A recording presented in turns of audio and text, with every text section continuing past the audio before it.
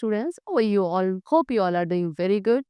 Today, students, we are going to start a new chapter of class 4th, which is chapter number 4 about soil.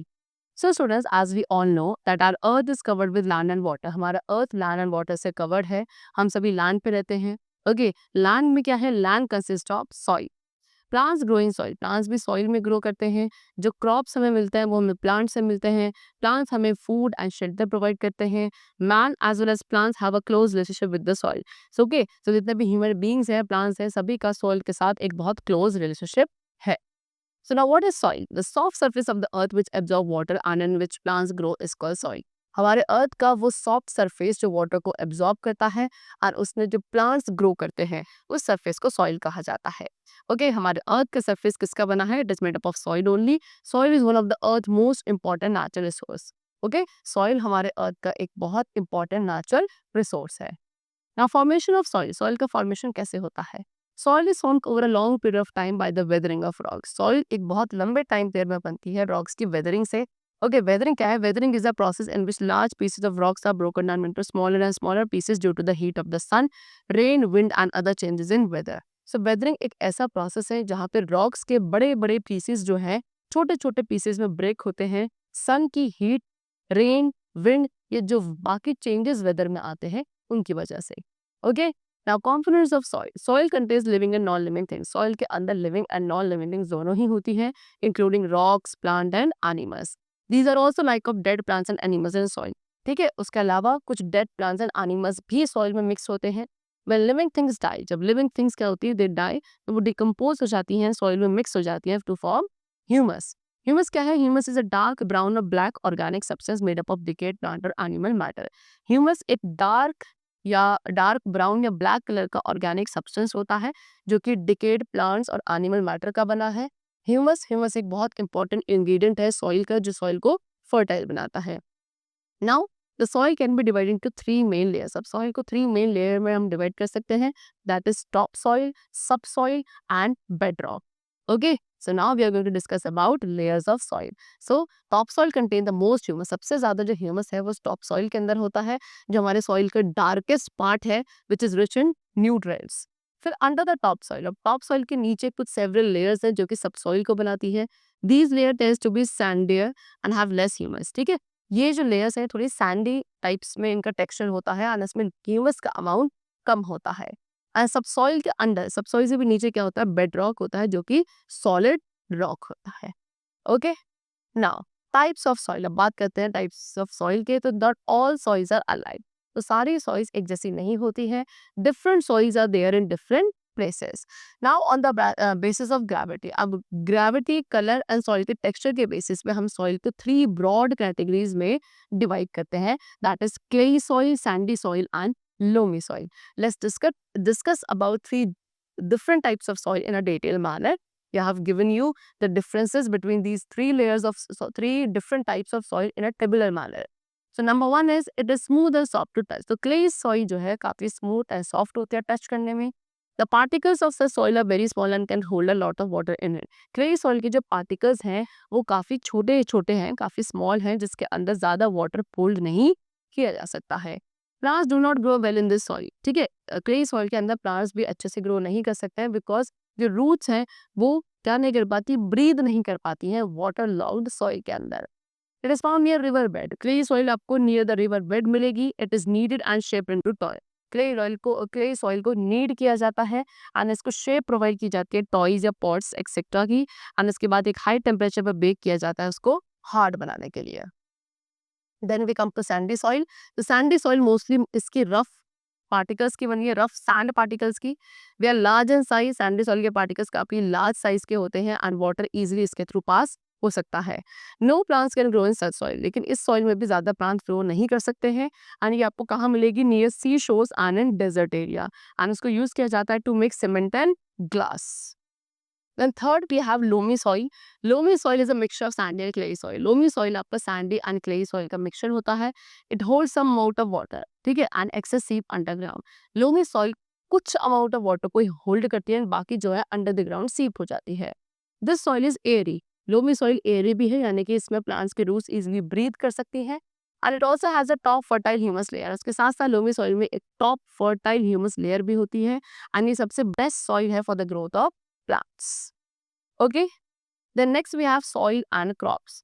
तो soil and crops की बात करें तो सबसे पहले हम सैंडी सॉइल लेंगे। If you go to a desert और अ सी बीच, अगर आप एक डेजर्ट या सी बीच पे जाते हैं तो वहाँ पे आपको क्या मिलेगा कि उस प्लेसेस पे, उस जगह पे जो सॉइल पार्टिकल्स हैं वो काफ़ी लार्ज हैं एंड इस टाइप ऑफ सॉइल में ज़्यादा वाटर रिटेन नहीं कर सकता। This is known as sandy soil. ठीक है, peanut, sweet potato, cucumber, melons etcetera they grow well in this soil. And next we have loamy soil. This type of soil is very fertile. Loamy soil काफ़ी ज़्यादा fertile होती है, इसमें काफ़ी organic substances present होते हैं। Most of the soil of Bangladesh, Bangladesh की जो ज़्यादा सॉइल है वो लोमी है। इस सॉइल को आप आइडियल सॉइल भी कहते हैं। The amount of sand, silt and clay in loamy soil are almost equal. कितना amount of sand, silt and clay होगा लोमी सॉइल में, वो बिल्कुल एक्यूरेट होता है। इक्वल अमाउंट ऑफ एवरीथिंग या every constituent is present in this type of soil. Almost all kind of crops, almost सभी तरीके के क्रॉप्स जो हैं including paddy, jute, wheat, onion, potato, vegetable, maize, pea, mustard, okay, ये सभी बहुत अच्छे से ग्रो कर सकते हैं। They can grow well in this loamy soil. Next we have sandy loamy soil. तो सैंडी लोमी सॉइल क्या है? ये सॉइल के अंदर मोर सैंड होता है than compare to loamy soil. Radish, tobacco, chilli etcetera grow well in this soil.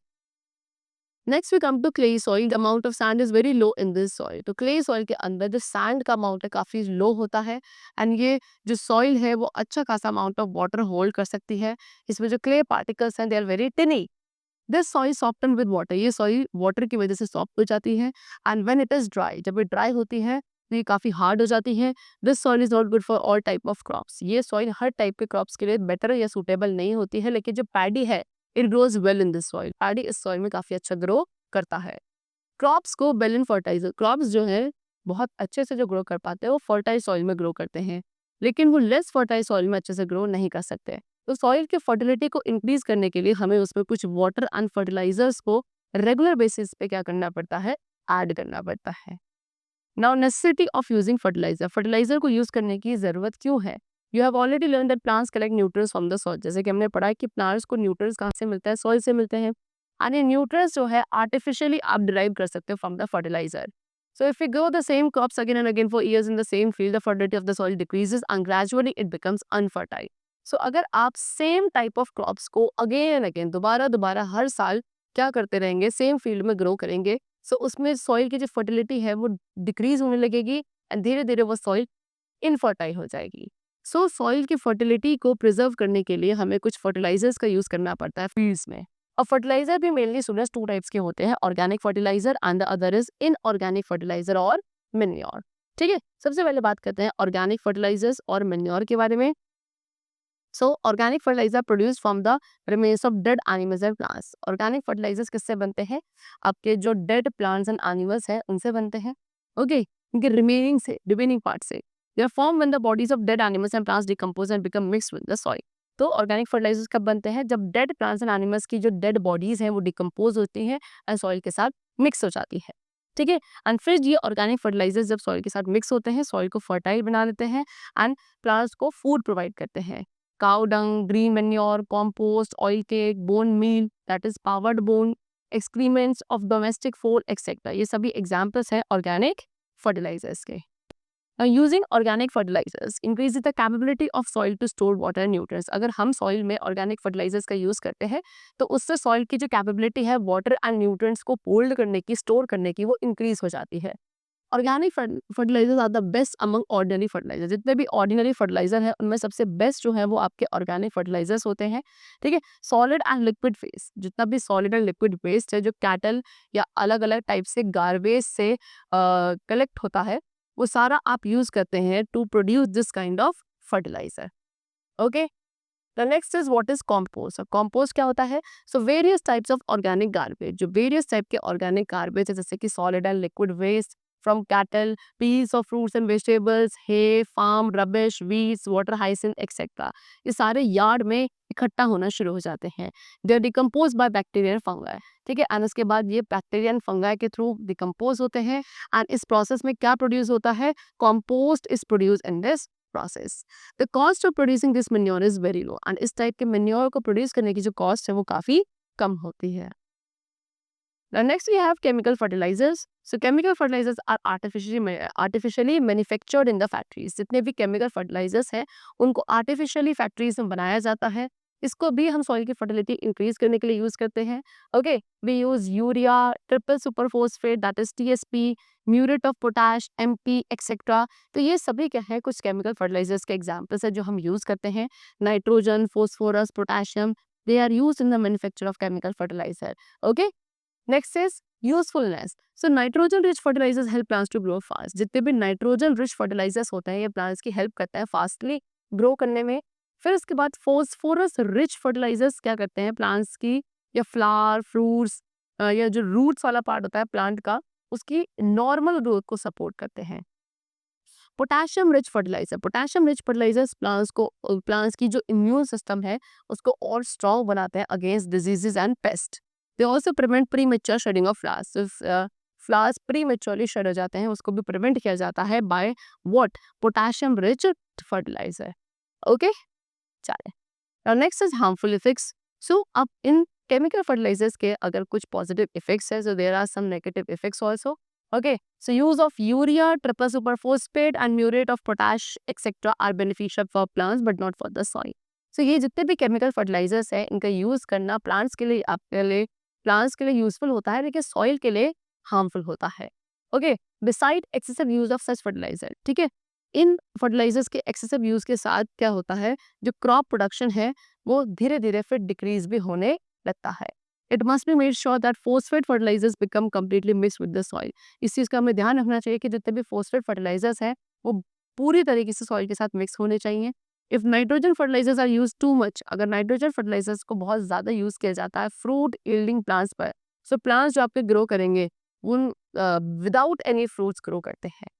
Excessive use of phosphorus, अगर आप फोस्फोरस का बहुत ज़्यादा यूज़ करते हैं तो उससे अर्ली फ्लावरिंग होने लगती है एंड लीफी वेजिटेबल प्लांट्स जो है उनकी फ्रूटिंग जो है वो भी अर्ली होने लगती है लेकिन लीव्स का प्रोडक्शन आपका डिक्रीज होने लगता है. The roots and leaves of plants suffer from burns. Plants की जो रूट्स है लीव्स है वो बर्न करने लगती हैं अगर वो अमोनियम सल्फेट फर्टिलाइजर के डायरेक्ट कॉन्टैक्ट में आती हैं. And excessive use of this fertilizer can cause plants to die. And अगर इन फर्टिलाइजर का बहुत एक्सेसिव यूज होता है तो plant starts dying over the time. Okay, that's all for the chapter. I hope you all must have understood about the concept of soil, the different layers of soil, the different types of soil, and many more things. That's all for today. Let's meet very soon. Till then, take care and thanks to everyone.